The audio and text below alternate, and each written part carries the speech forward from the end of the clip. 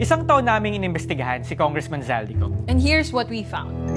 We know Zaldico today as among the main architects of the controversial 2025 national budget. Zero subsidies sa PhilHealth, funding cuts sa DepEd at bilyon-bilyong budget para sa ayuda program na AKAP na brainchild ni Speaker Martin Romualdez. Weeks after President Marcos signed the budget, Congressman Zaldi was abruptly removed as chairman of the House Appropriations Committee. Sabi niya kusa raw siyang nag-resign due to health issues. Pero naniniwala ba kayo dun? Before his rise to politics, Zaldico was never a nobody. Kilala siya sa Bicol bilang isang matagumpay na negosyante. In particular, he co-founded Sunwest Construction in the 1990s, and under his leadership, it has become a super contractor of the Philippine government.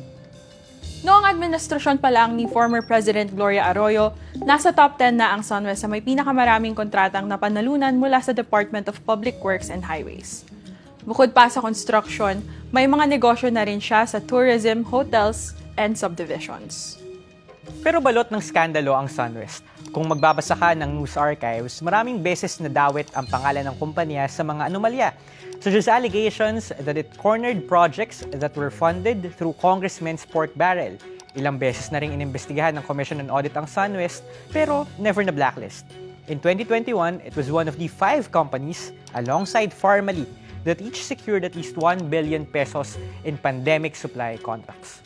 Mantakin nyo, construction company, pero 18% ng kinita noong 2022 galing sa pagbebenta ng medical supplies. A few years ago, nasangkot din ng Sunwest sa maanumalyang procurement ng DepEd ng overpriced laptops. Zaldi no longer wants to be identified as owner of Sunwest. In 2022, he clarified to a fact-checking organization that he has sold his stake in the company in 2019, the same year he became the representative of his party list group, Ako Bicol, to Congress. Marahil ilinsin dito sa Republic Act 6713, which instructs public officials like ko to avoid conflict of interest. Ito yung hard copy ng ilan sa mga dokumentong review namin. And what we found is that his divestment doesn't really give the public a complete picture. Wala na nga yung pangalan niya sa Sunwest Construction, pero isa pa rin siya sa mga may-ari ng mga kumpanya sa ilalim ng Sunwest Empire. Gaya ng Sunwestville na nasa likod ng maraming residential at condo projects sa Bicol, kung saan mayroon siyang shares na nagkakahalagang higit sa 400 million pesos. O Mercedes Land, developer ng luxury hotel, kung saan mayroon siyang active investment worth 349 million pesos. O Embarcadero Land Ventures, kung saan mayroon siyang shares worth over 500 million pesos. At si Congressman Zaldi pa lang yan ha. Yung asawa niyang si Mylene at 2 nilang anak ay namumuhunan din sa mga kumpanyang ito. At iyong mga kaalyado niya sa Ako Bicol, either officer or shareholder, gaya ni na dating Ako Bicol Congressman Ronald Ang na presidente ng Sunwest Group Holdings at Ako Bicol 7th nominee Anlin Sumanga na may puhunan rin sa Mercedes Land at Sunwestville. The documents also show that these companies often transact with one another, essentially creating their own business ecosystem. For example, ang Sunwest Construction kung saan nag-divest si Congressman Zaldi, nagpautang ng milyon-milyon sa Sunwestville noong 2023. Ang sagot ng Sunwest sa amin, lahat ng loans ng Sunwest Construction sa ibang kumpanya ay regular at sumusunod sa best practices. Hindi na rin daw affiliated sa Ako Bicol si Ronald Ang. At si Zaldico, totoo naman daw na shareholder ng ibang mga Sunwest Group companies, pero yun lang, mga walang projects with the government. Hiningi namin ang panig ni Kong Zaldi pero hindi pa rin siya sumasagot. Ayon sa budget experts na nakausap namin, sa kabila ng divestment ni Congressman Zaldi, he remains a beneficial owner of Sunwest Construction. Kumbaga, he still owns or dominantly influences the management or policies of the company because of the ties and transactions between Sunwest Construction and its subsidiaries. Kasi nga, nag-invest siya doon. Kumbaga, part siya ng mga may-ari ng mga kumpanyang yon. But why should you care?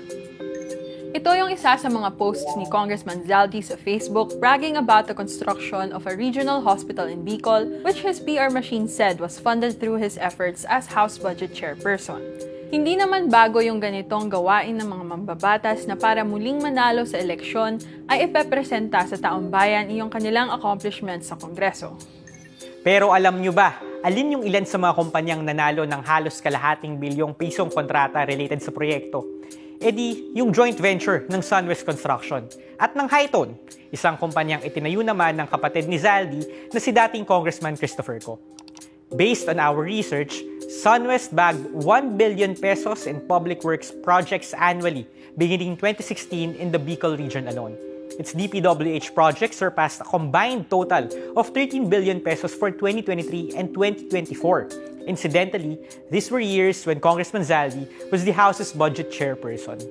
Hindi namin inaalis yung posibilidad na lahat ng ito ay dumaan sa tamang proseso sa procurement. Pero sa sobrang laking pondo ng taong bayan na inilaan dito, hindi pwedeng isantabi lang ang mga detaling ito. Maliban kay Congressman Zaldi, 2 of his siblings are running in the midterms. His brother Christopher wants to return to the House as Congressman of Albay 2nd District. Yung kapatid din niyang si Farida Co, tumatakbo ring Vice Governor ng Albay. The 2025 elections present an opportunity to reignite discussions on how muddy it can get when governing in the Philippines becomes a combination of business and politics. Handa na ba ang mga opisyal natin na sagutin ang mga tanong tulad ng sino ang pumapondo ng kampanya nila? Do they have businesses that stand to benefit if they win? Can our elective officials guarantee that they are motivated by the desire to serve the public and not to advance their personal interests? Reporting for Rappler, I'm Dwight De Leon. And I'm Casey Valmonte.